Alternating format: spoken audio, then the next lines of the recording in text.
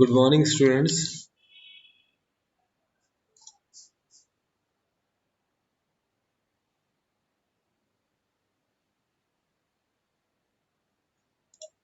Good morning, students. Today's topic is transition from calculator to computer and smart devices.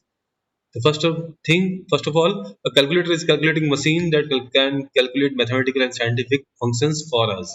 तो generally calculator क्या करता है आपकी mathematical operation perform करता है उसमें and then scientific calculation perform करता है एंड देन हमें रिजल्ट डिस्प्ले कर देता है but in case of computer not just it is just a calculator calculator की तरह काम नहीं करता आपके कैलकुलेटर की तरह ये आपके मोर देन दैट है तो स्क्रीन साइज की बात करते हैं तो वहाँ पे बहुत स्मॉल स्क्रीन साइज है कैलकुलेटर की बट कंप्यूटर स्क्रीन की बहुत ज़्यादा है वहाँ पे ग्राफिक्स आपके सपोर्ट नहीं होता कैलकुलेटर बट कंप्यूटर में सपोर्ट होते हैं कलर सपोर्टेड आपके कैलकुलेटर में ब्लैक एंड व्हाइट है वो ब्लैक है only monochromatic single colour black से ही टाइप होता है फिर सपोर्ट मल्टीपल कलर कंप्यूटर में right now support for other devices calculator में कोई भी आप डिवाइस अटैच नहीं कर सकते but case of computer we can attach so many devices as a computer mics speakers printers plotters etcetera But in case of calculator, there is no devices are attached to calculator. Connectivity options भी available नहीं calculator में but computer में available है. Support for other function calculator में है नहीं but computer में ज़्यादा है वहाँ पे number of functions available mathematical scientific but यहाँ पे computer can do any type of calculation perform कर सकता है वहाँ पे ability to run integrated software यहाँ पे चलेगा नहीं calculator but in case of computer software we can run software upgradability calculator में possible ही नहीं है high आप computer में है the ability to share information with other software or on the device वो भी पॉसिबल नहीं कैलकुलेटर में एक ही सॉफ्टवेयर है वहाँ पे computer high ability to access data with other devices वो भी है कि दूसरे के साथ में डेटा ट्रांसफर करना है उसके लिए भी कंप्यूटर है कैलकुलेटर से डेटा ट्रांसफर नहीं सकता है प्रोग्रामेबिलिटी सिविली लिमिटेड फंक्शन है यहाँ पे और ये आपके लिमिटेड फंक्शन ही परफॉर्म करता है बार same and same again repeat same thing again and again और यहाँ पे अनलिमिटेड है बहुत सारे प्रोग्राम आप सेव कर सकते हो रन कर सकते हो गेम्स वगैरह जो भी है सपोर्ट मल्टीपल प्रोग्राम साइमल्टेनियसली यहाँ पे कैलकुलेटर में एक ही प्रोग्राम चलेगा बट कंप्यूटर में हो सकता है मल्टीपल प्रोग्राम आप रन सकते हैं RAM available for program and data यहाँ पे रैम जो अवेलेबल कैलकुलेटर में बहुत few KBs but case of computer बहुत सारी जीबीज की रैम अवेलेबल है अभी राइट नाउ जो 16 GB की रैम मैक्सिमम रैम आपकी अवेलेबल है कंप्यूटर्स में और लैपटॉप्स में स्टोरेज कैपेसिटी जो है कैलकुलेटर की लिमिटेड होती है क्योंकि डेटा आपकी देर तक सेव नहीं रखता है but in case of computers हम हार्ड डिस्क के ऊपर मैक्सिमम टीबीज में 2 TB की हार्ड डिस्क हमारे नॉर्मली अवेलेबल है फिर पावर लिमिटेड पावर वो यूज करता है सोलर सेल से बैटरी से और सोलर सेल के थ्रू डेटा लेता है वहाँ पे यूज इलेक्ट्रिसिटी की रिक्वायरमेंट ज़्यादा होती है 1 to 15 says state that the computer are more capable than calculator because of extended hardware support they enjoy. तो first to 15 5 जो बोलता है वहाँ पे first to 5 it said that computer is more capable than calculators. 16 to 14 state that computers are better than calculators. They are programmable, support sharing of data information and so and so. 15 to 16 state that calculator have limited storage and RAM as calculator में limited storage है आपके RAM की storage as compare to computers point 70 state that computer require more power to operate last वाला point ये बोलता है कि ज़्यादा पावर चाहिए हमें कंप्यूटर को ऑपरेट करने के लिए but case of memory random नहीं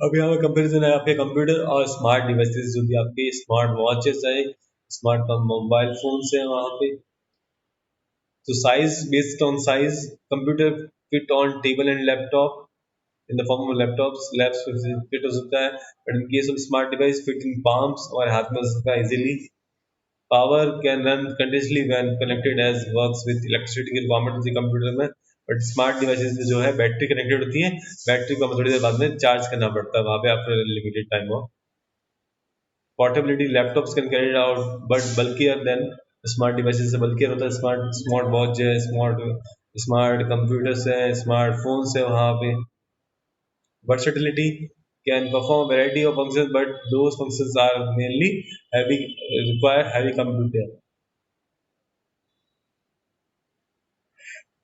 Can run various type of applications, but in case of smart device can perform a variety of functions from diverse field, can make a call, can record audio video call, We can click capture, we can capture video, we can capture images, we can track mobile movement, we can track live locations and many more software हमने जहाँ पे versatility है, versatile है, smart devices भी आपके जो भी है, input output devices, computer laptop है, main input devices are keyboard और माउस आपके इनपुट डिवाइसेस, आउटपुट डिवाइसेस आपके मॉनिटर है वहाँ पे, smart devices mainly get touch based input है, राइट नाउ जो स्मार्ट डिवाइसेस आ रहे हैं उनमें टच बेस्ड इनपुट है, आप फिंगर टच से आप कमांड दे सकते हैं वहाँ पे, स्टोरेज जो है यहाँ पे कंप्यूटर लैपटॉप है anonymous anonymous storage and store bulk of data, बहुत सारा डेटा हमारे पास केस ऑफ कंप्यूटर वहाँ पे 2 TB की मैक्सिमम आपकी हार्ड डिस्क अवेलेबल है, सिंगल हार्ड डिस्क जो है स्मार्ट डिवाइस जो है आपके लिमिटेड स्टोरेज की साइज भी कम है वहाँ पे, तो आप लिमिटेड स्टोरेज की बात करें तो 256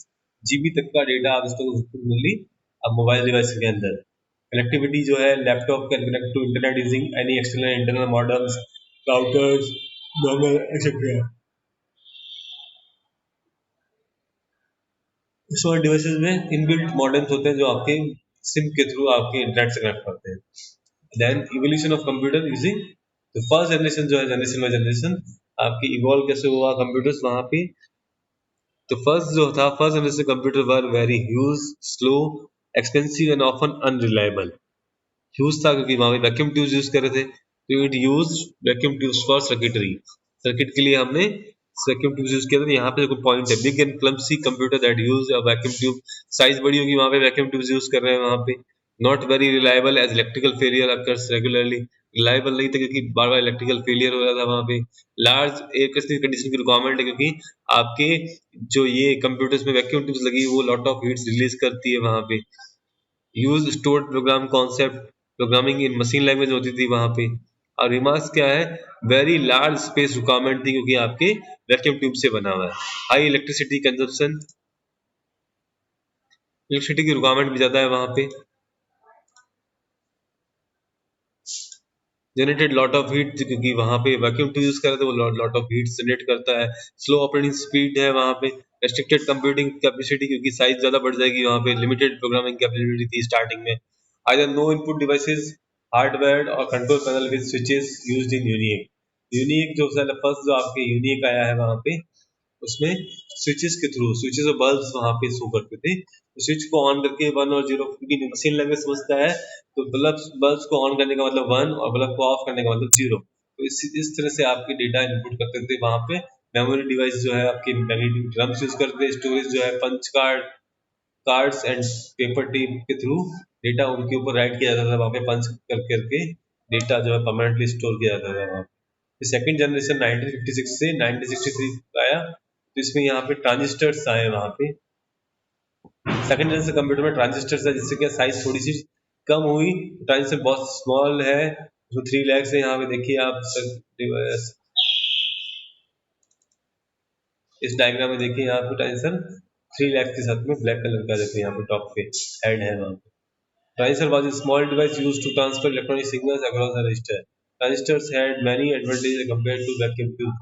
Transistor replaced vacuum tubes smaller in size, उससे फर्स्ट जनरेशन कंप्यूटर से साइज थोड़ी सी स्मॉल हुई वहाँ पे, ट्रांजिस्टर जो है स्मॉल साइज कम हुई तो हीट भी कम आपके जनरेट की वहाँ पे, लोअर इंजेक्शन इलेक्ट्रिसिटी कंजप्शन हो गई क्योंकि साइज भी कम हो गई वहाँ पे, तो कंपोनेंट्स की साइज कम हुई तो इलेक्ट्रिसिटी कंजप्शन कम होगा वहाँ पे, मोर रिलायबल एंड फास्टर हुआ लास्ट, तो programming in machine language as well as अब यहाँ पे असेंबली लैंग्वेज का भी आ गया वहाँ पे, असेंबली लैंग्वेज आ गया, these are not general purpose computers mostly suitable to scientific and bulk data processing tasks only, not for business purpose, ये जो कंप्यूटर बने थे वहाँ पे साइंटिफिक पर्पस के लिए बने थे वहाँ पे, बिजनेस पर्पस के लिए नहीं बने थे, machines are very costly frequent maintenance की रिक्वायरमेंट क्योंकि ट्रांजिस्टर जो होते हैं वो भी हीट अप होने के बाद में खराब हो सकते हैं, तो आपको मेंटेनेंस भी करने की रिक्वायरमेंट, इनपुट आउटपुट डिवाइसेस जो हैं यहाँ पे teletypewriters and punch cards, input devices से टेली टाइप राइटर्स के थ्रू आप डेटा इनपुट कर सकते हैं, पंच कार्ड के आप आउटपुट ले सकते हैं, मेमोरी टाइप थी मैग्नेटिक कोर और स्टोरेज है मैग्नेटिक टेप और हार्ड डिस्क, कुछ एग्जांपल है यहाँ पे कम IBM 1400 और 7000 सीरीज कंट्रोल डेटा 3600 एक्सेट्रा, फिर थर्ड जनरेशन 1964 टू 1971 यहाँ पे आईसीज आई, आपकी डेवलपमेंट ऑफ आईसी स्टार्ट हुई 1961 में, तो उसके बाद में इन कंप्यूटर्स में आईसीज आना स्टार्ट हुई था, ICs is consist of so many transistors, उसके अंदर बहुत सारे ट्रांजिस्टर्स कैपेसिटर्स की तो IC is a complete electric circuit on a single chip of silicon, which is also known as semiconductor. Silicon के चिप के ऊपर IC बनी जाती है. Other than that, the magnetic core memory was replaced by a device called microchip.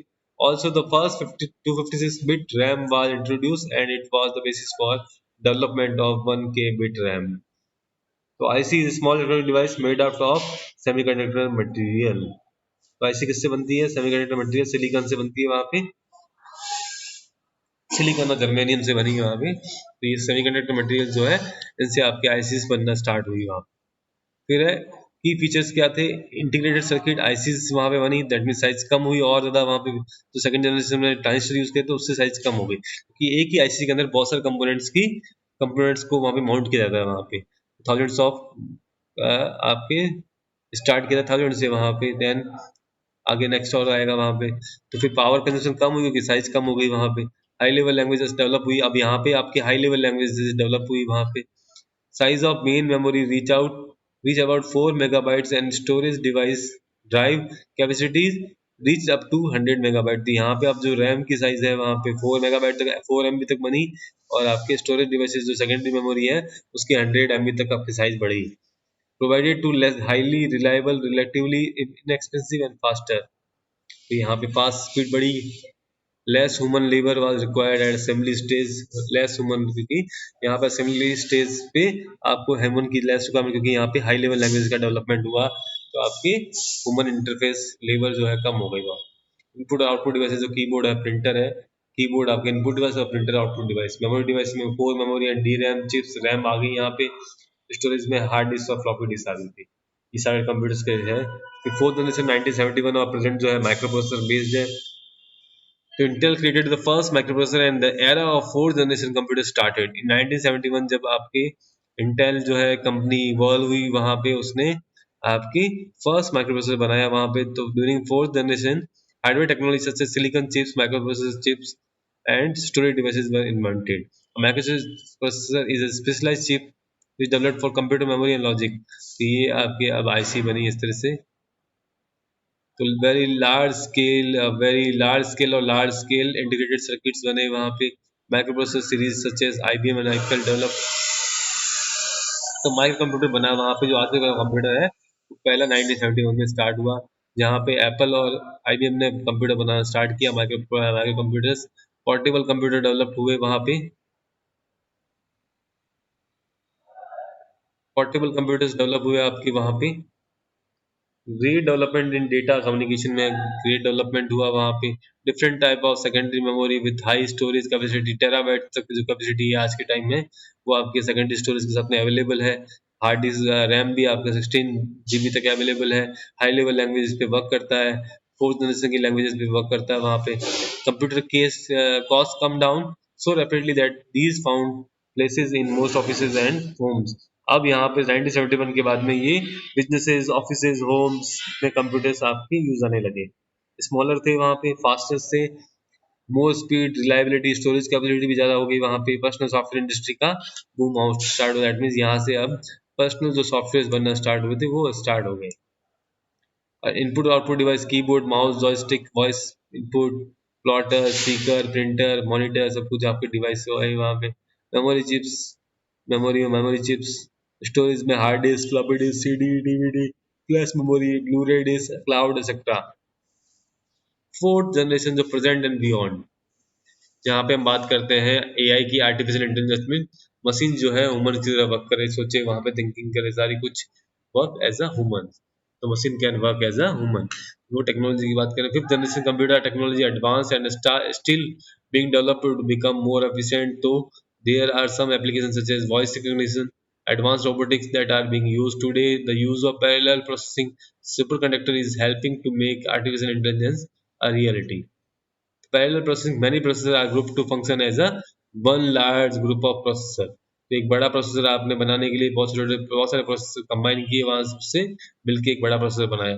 Super conductor is a conductor through which electricity can travel without any resistance. Super conductor वो है जिसके through आपके electricity travel हो, तो वहां पे कोई भी लॉसेज नहीं हो, इलेक्ट्रिसिटी का चार्ज लॉस नहीं हो वहां पे, तो दैट मीन जीरो रेजिस्टेंस हो वहां पे. Intelligence system that could control the route of a missile and defense system that could fend off attacks. Word processor that can could be that could be controlled by means of speech we can अब जो होता है हमारे mobiles वगैरह है वहाँ पे हम बोल के भी टाइपिंग कर सकते हैं वहाँ पे हमें रिक्वायरमेंट नहीं है कि हम वहाँ पे टाइप करें हम बोलेंगे वहाँ पे वैसे जो कमांड परफॉर्म करेगा अगर टाइपिंग करना है तो वो भी टाइप भी कर लेगा program that could translate documents from one language to other language ये सारे कुछ है आपके जैसे general tips troubleshooting computer operation always check the cable अगर कंप्यूटर आपका ऑफ हो गया वहाँ पे तो फर्स्ट थिंग है ऑलवेज चेक द केबल्स जो केबल्स आपके different different parts of computer को केबल्स को कनेक्ट करती है वहाँ पे पार्ट्स को कनेक्ट करती है isolate the problem if possible try to isolate the problem if you can't get the cursor to move on screen try to determine if the issue is with the mouse अगर आपके एक mouse की screen के ऊपर mouse नहीं चल रहा है वहाँ पे कर्सर मूव नहीं कर रहा है तो आपको माउस को चेक करना है तो आपको आइसोलेट करनी है प्रॉब्लम जो भी प्रॉब्लम वहाँ पे आकर हो रही है the problem persists not mouse but some other issue is that the real cause when trying to isolate the problem only make one change at a time तो जो भी प्रॉब्लम आ रही है उसको आपको आइसोलेट करनी है प्रॉब्लम का एंड सॉल्व आउट करना है try resetting restarting your computer first next thing है आपको कि अगर आप कंप्यूटर प्रॉपर्ली वर्क नहीं कर रहा देन रीस्टार्ट कर दे कंप्यूटर को एक बार शट डाउन कर दे रीस्टार्ट कर दे वहाँ पे without forcing any shut down procedure by pressing the reset hardware button hardware से रीसेट कर दे अगर हैंग हो गया तो वहाँ पे take notes about error messages जो भी एरर मैसेज आते हैं उनके नोटिंग करें वहाँ पे क्या एरर है वहाँ पे कोड आता है कोड भी नोट करके रखें और if the basic trouble shooting step don't work you may need the information उस केस में आपको इन्फॉर्मेशन की रिक्वायरमेंट होगी क्या एरर थी किस टाइप की एरर थी remember the step you have taken और write them on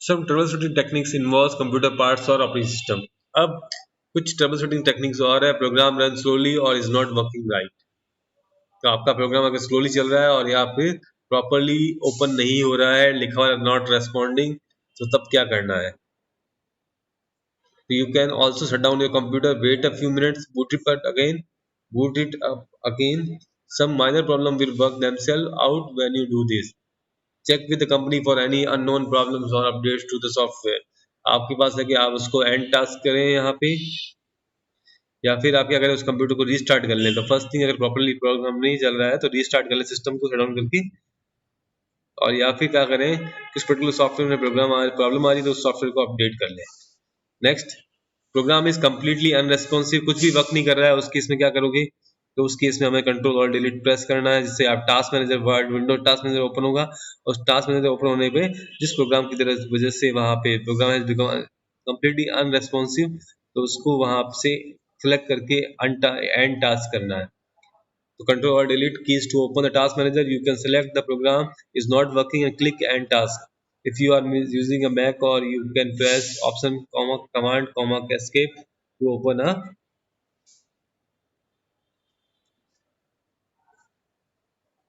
problem starting or shutting down the computer there are multiple reasons behind this power button will not start computer अब power button जो है वो computer को start नहीं कर रहा है if your computer does not start begin by checking the power cord to confirm that it is the plug in securely into the back of computer case and the power outlet अगर power button press करने पे start नहीं हो रहा है तो पीछे जो पावर केबल लगी हुई है उसको प्रॉपर्ली चेक कर लें एक बार बाहर निकाल के उसको वापस इंसर्ट करें जिससे क्या है फिर second if you are using laptop और battery may not be charge plug the AC adapter into the wall and then try to turn on the laptop अगर लैपटॉप यूज करें तो चार्जर लगा के वहां पे उसको चार्ज करने की कोशिश करें और फिर स्टार्ट करेंगे if it still does not start up you may need to wait a few minutes and try again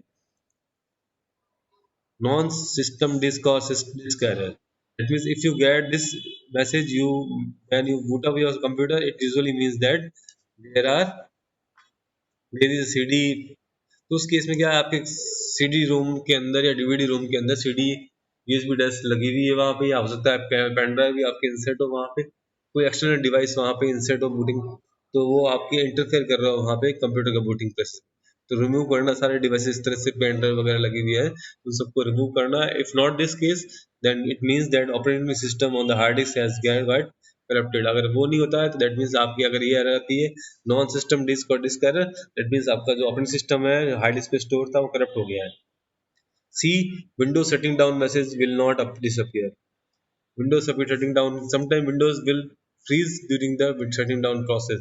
If this happens, the Windows shutting down message screen will stay active on your screen. To finish shutting down this, the computer press and hold the power button for about 10 seconds. अगर ऐसे भी of नहीं होता है वहां पे shutting down का वो आइकन वहां पे आके रह गया रुक गया हो वहां पे, तो उस केस में क्या करोगे आप, पावर ऑफ का बटन जो है 10 सेकंड्स के लिए प्रेस करके रखना है, जिससे आपका कंप्यूटर ऑफ हो जाएगा. कंप्यूटर बिगिन रैंडमली रीबूटिंग और क्रैशिंग, बार बार रिबूट होना वहां पे, तो सब केसेस में क्या होता है कि आपका सिस्टम हीट ज्यादा होता है, तब उस केस में भी अपने आप ऑटोमेटिकली रीड आउट आपके रीबूट होना स्टार्ट कर. तो checking for overheating make sure that the vents in cases are not blocked, और हो सकता है आपका जो फैन लगा हुआ है वहां पे वो भी प्रॉपर्ली वर्क नहीं कर रहा हो, तो वो भी प्रॉब्लम हो सकती है. Update your antivirus software and scan for viruses. अगर आपको लगे कि बार बार रीबूट कर रहा है, तो अगर फैन वैन सब चल रहे हैं प्रॉपर्ली वर्क कर रहा है, हीटिंग ज्यादा नहीं हो रही है, तो थर्ड सेकंड केस है जहाँ पे एंटीवायरस वायरस आपके सिस्टम में अटैक कर चुका है, वो आपके सिस्टम को रिबूट कर रहा है बार बार प्रोग्राम, तो आपको एंटीवायरस सॉफ्टवेयर अपडेट करना है और वायरस के लिए स्कैन करना पूरे सिस्टम. ये problem persist, call your maintenance engineer, जो भी आपके maintenance engineer है कॉल करें. प्रॉब्लम विद द मॉनिटर, तो first no picture on the monitor, अगर पिक्चर नहीं है तो confirm the computer is on है या नहीं है वहां पे. सेकंड थिंग, ब्राइटनेस कंट्रोल करके देखें located on. Check the connection for monitor and search protection, आपको मॉनिटर को कनेक्ट करना है प्रॉपर्ली उससे सीपीयू से हुआ या नहीं हुआ, वापस वापस टेबल निकाल के वापस वहां पे डाल दें. Monitor goes blank periodically, you may have the screen saver enable. If the screen saver is enabled, just move your mouse back and forth, your original screen will appear. You can change the screen saver setting by control panel. तो कई बार आपकी बार बार वहाँ पे वो screen saver आता है, तो आपको क्लिक करना है स्क्रीन सेवर के ऊपर और वापस लॉग इन हो जाएंगे वहाँ पे. नो साउंड और स्पीकर प्रॉब्लम, कोई भी साउंड नहीं आ रहा है, स्पीकर प्रॉब्लम आ रहा है 10 मिनट आ रहा. सो उस केस में क्या होगा, इंश्योर द साउंड का ड्राइवर इंस्टॉल्ड है या नहीं है आपके कंप्यूटर पे. सेकंड थिंग, जो केबल्स आपने इंस्टॉल की है वहाँ पे either installed it or not, get it installed from a hardware engineer. Check the volume control, volume भी चेक करें वहाँ पे कि वॉल्यूम ऑफ तो नहीं है, वहाँ पे म्यूट तो नहीं है वॉल्यूम. अगर है तो वहाँ पे सेटिंग पे जाके वहाँ पे वॉल्यूम को चेक करें, प्रॉपर्ली कनेक्ट करें वहाँ पे कंप्यूटर को, कंट्रोल पैनल में जाके साउंड वाला वॉल्यूम कंट्रोल करें वहाँ पे. मेक श्योर स्पीकर टर्न हो, स्पीकर भी ऑन हो वहाँ पे, एक्सटर्नल स्पीकर लगे हुए तो. सो ये सब चीज़ें आपको ध्यान रखना है. सॉल्विंग मोर डिफिकल्ट प्रॉब्लम, तो आप ऑनलाइन सर्च करें वहाँ पे, तो आपको मोर डिफिकल्ट प्रॉब्लम जो भी है उनको भी आप चेक कर पाएंगे.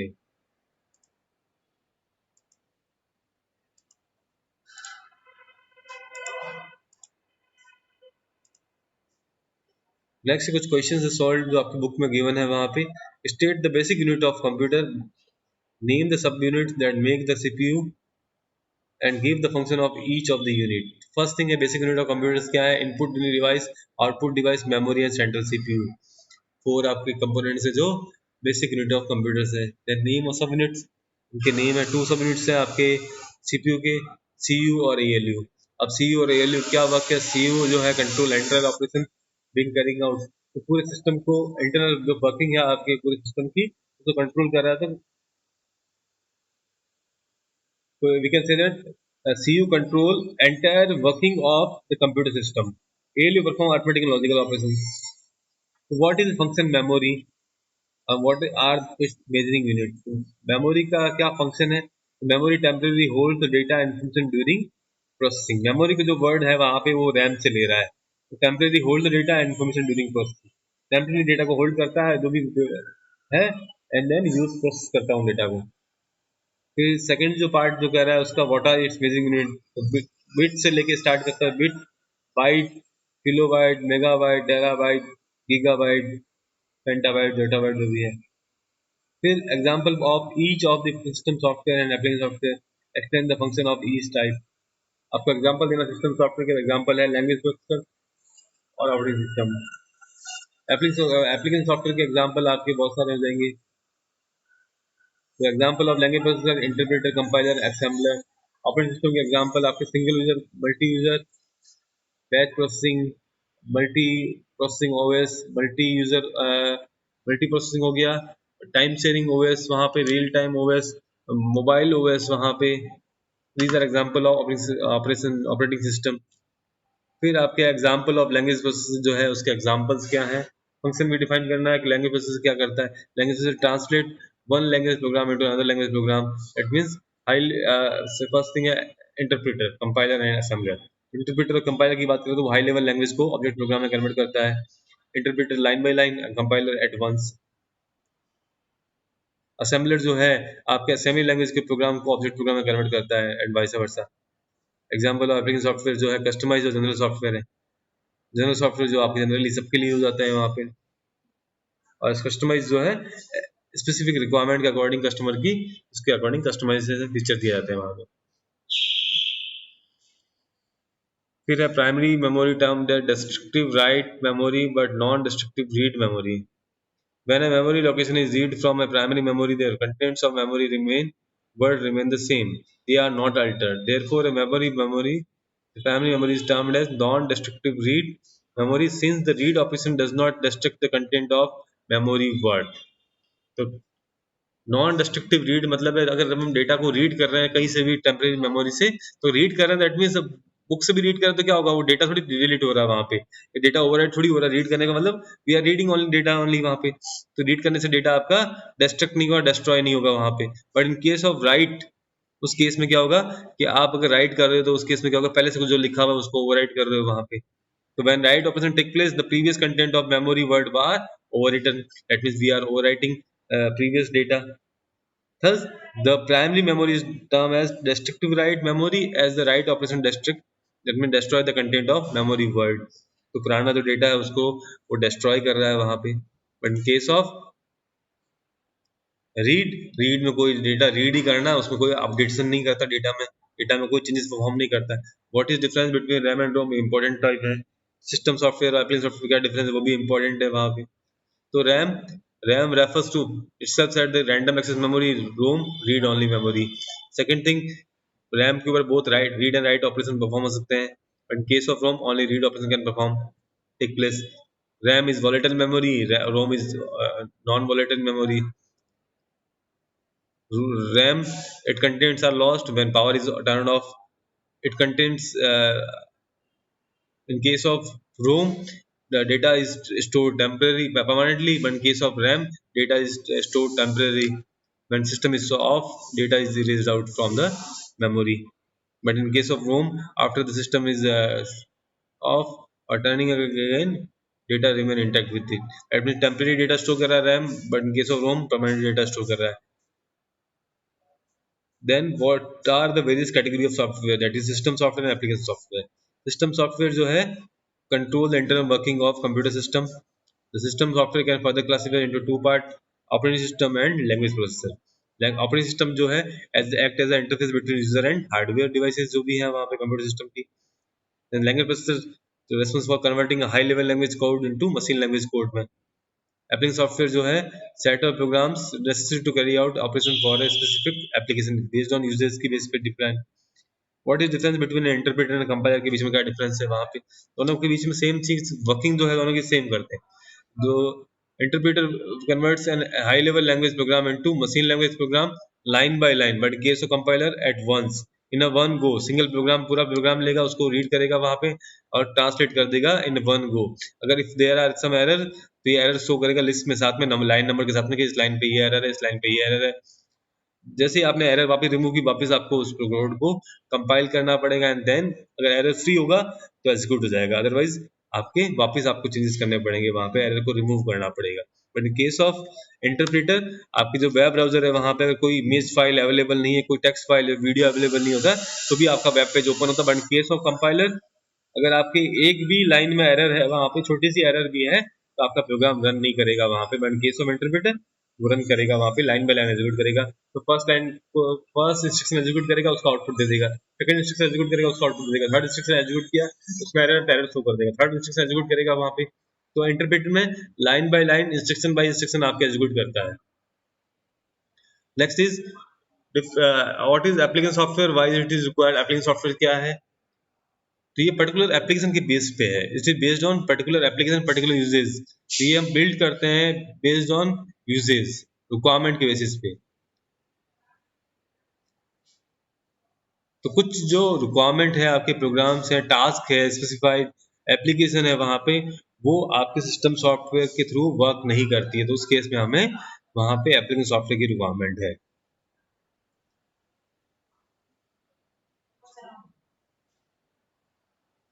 देखिए यहाँ पे है 5 statement about interpreter and compilers are given below. Study each statement and determine which of them hold true for compiler or for an interpreter.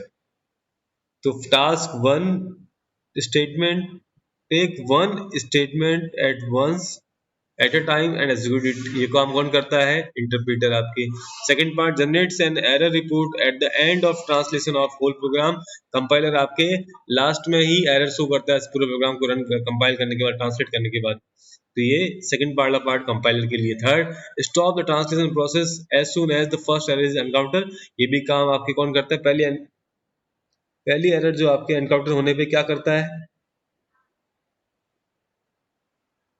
तो ये आपके इंटरप्रेटर की बता रहा है वहां पे, क्योंकि इंटरप्रेटर आपके लाइन बाय लाइन एग्जीक्यूट करता है. फर्स्ट स्टेटमेंट एग्जीक्यूट, सेकंड किया, थर्ड पे स्टॉप हो गया वहां पे. बट इंस्टेड कंपाइलर सारे इंस्ट्रक्शन को एग्जीक्यूट करेगा, वहां पे ट्रांसलेट करेगा, एरर एक साथ में शो कर देगा. Slow speed of execution of program. Fourth, वो इंटरप्रेटर को लाइन बाय लाइन कर रहा है वहां पे. Translate the enter program in one go, that is compiler. How would you troubleshoot if you hear no sound from a computer speaker? Trouble shooting कैसे करेंगे वहां पे?